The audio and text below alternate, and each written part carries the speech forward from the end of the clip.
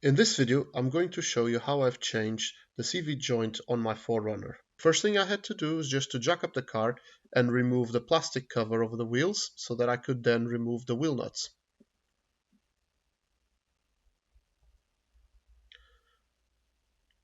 Then remove the wheel, give it a few taps because it was a bit difficult to dislodge. And then the next thing that I've done was to just remove or break loose the brake caliper, because it's the easiest thing to remove next. And here you can see with a bit of difficulty where the two nuts for that, where the two bolts for that are. One is already sticking out and the other one is one I'm reaching right now and removing it. So then I had to use a copper hammer with a leather head on it just to dislodge the brake caliper a bit and free it up from the brake disc, as you can see. And that just helps me manually remove it. Now, before removing the brake caliper, I broke loose the brake hoses. So you can see here I'm removing the clip from the brake hose. And then after this, I undid the two flare nuts that connect the brake hose both to the caliper and to the rest of the brake hose assembly. But yeah, before I actually did that, according to the video, I have used my needle nose vice grips with a bit of paper, well, cardboard, to clamp down the hose so that fluid would not be lost and it wouldn't drain the whole system as I was doing this process. And here you can see I'm just breaking loose the brake hose nuts and drain the system and remove the caliper. So after this was done, I started undoing the bolts that you can see on the picture right now. And in order to remove the cap, what I did is just use some long bolts to pull it out. Now, this is actually not the way you're supposed to do it. The way you're supposed to remove the cap is to remove that little metal piece using some pliers. Not pliers, some screwdrivers. But I was not aware of that at this point, so I actually forced it out the way that you're not supposed to do it. So this also works, but it's not really the way you're supposed to. And then remove the little nut from the and bolt from the middle and start removing the top assembly so that I can later on remove the whole assembly hub nut out. Then I've taken apart the steering knuckle, just break it loose, and then using the jack that helped me break loose the top mount. And with this, I was now able to remove the hub assembly. So at this point, I just had to remove the old CV joint, and in order to do that, I started by removing the CV joint boot and all of the grease that was there. And to remove the boot, since I was not going to reuse the same boot as you're not supposed to, I've just cut it open to make my life easier,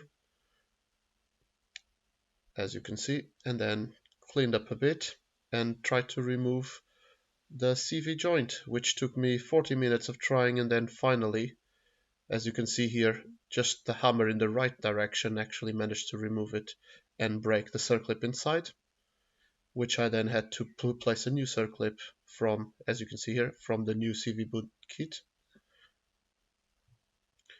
and then just tap in the new CV boot in place. Now at this point, I've realized that actually I put the CV boot without a CV joint without the boot.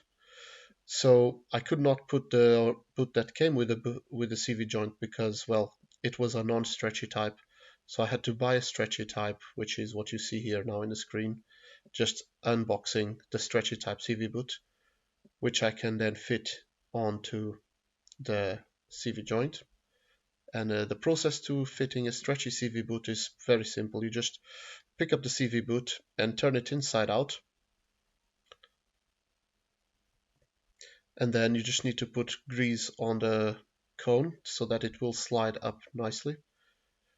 Dry your hands of all of the grease so that you get a good grip into the CV boot, and then just push it all the way through, as you've seen in the picture. And then just turn it inside out again so that it's the correct side outside, and position it there in the CV joint. So it just needs a bit of work to work it into the right place, clean up all of the excess grease. And then the CV joint kit brought its own grease dispenser, which I'm using here just to put grease into the CV joint. And I'm trying to grease into the CV joint as much as I can, and then later on you'll see me putting a bit of grease also into the boot area just for protection and a good measurement, since the supplier gives you plenty of CV joint grease, and there's no harm in using more than what you need. So then I'm just putting the boot back in, and as I mentioned earlier, just putting some grease onto the inside of the boot so that it will protect it from dust as well. And now I'm just putting the clips to hold the boot in place. Now I like to use the screw-on clips instead of the ones that are clipped in using pressure, because these are reusable. And then in order just to make sure that the clip wasn't, the leftover metal wasn't going to come out, I used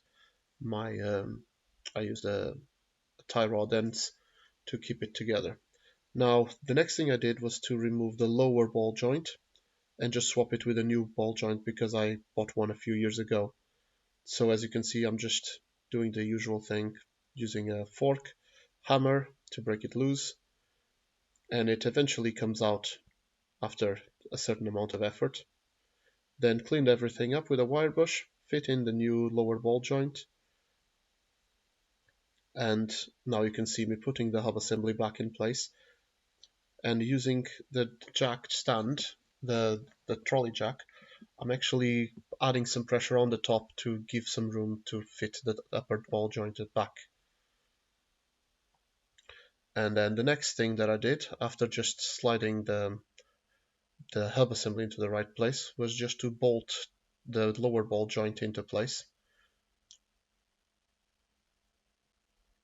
which, as you can see from the minor picture, I had to use a hammer to just dislodge it and align it correctly, the hub with the ball joint. And then eventually it was all aligned and I could actually bolt everything together.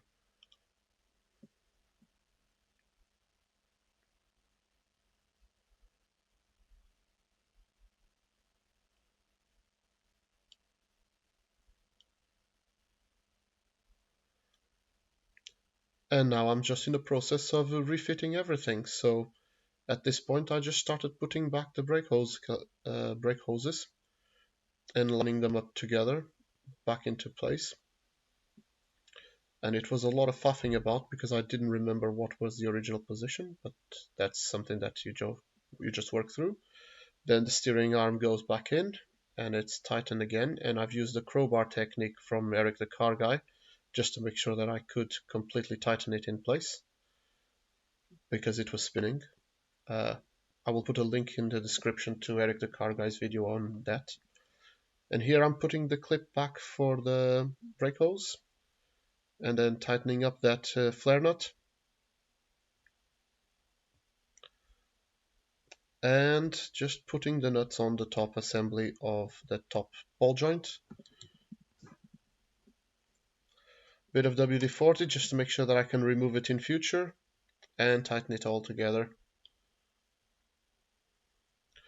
And now the final bit is to put the circlips into the axle, pull the axle outwards, push the circlip in, let it lock into place so that it won't slide in the future. Just clean any dirt and we can now fit the final bit of the hub assembly, which was at this point that I realized that I needed to take apart the little cap in order to make this all work.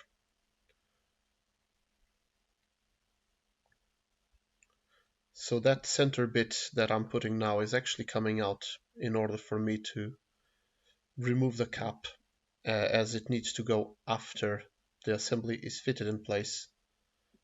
Remove the cap, and here you can see me taking that nut out, putting the hub assembly in place lined up correctly, and then put that nut and bolt back in with the cap, tighten them, put the cap back in place, and just hammer it to make sure that it's sitting still. And now finally I can tighten those nuts with their own washers, those special washers actually. And yes, I've used just a bit of WD-40 here just to make sure that I can remove them in future as well. But that's pretty much it as for the difficult part of the job. The only thing missing now is just to bleed the brakes and put the wheel back in. And I'm here just showing you a technique to be able to get as much torque as you need into these bolts using a crowbar. And here's the brake caliper going back in. Straightforward job. Again, using the hammer just to tap it into place again. The nuts or the bolts for the brake caliper, and again using the hammer just to nudge it into the correct position so that the bolts align. Tightening up the bolts, then tightening up the second bolt, tightening up the brake hose,